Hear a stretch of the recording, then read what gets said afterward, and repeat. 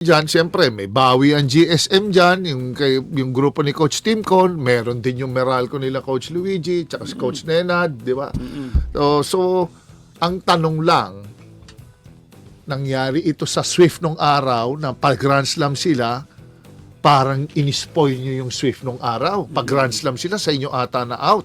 Kayo pare, nagre-relax na lang kayo nila Jolly noon, Escobar nakadali sa kayo kay Berhel, no? Nando ka na ba noon, pare? Natalo nyo Swift? Wala pa yata. Wala pa. Ako noon. Pare, yung pressure. What I'm talking about is the pressure. Can they hold, can they withstand the pressure? Because, pag Grand Slam tayo, instead na you're just playing it one game at a time, let's just improve our record. Pare, diba, pumapasok yung ganong sa ulo mo na, nako, kailangan mag-Grand Slam. Nako, natalo, baka dumating sa kanila yun, makakita na naman tayo ng mga side court attraction dyan na, di ba?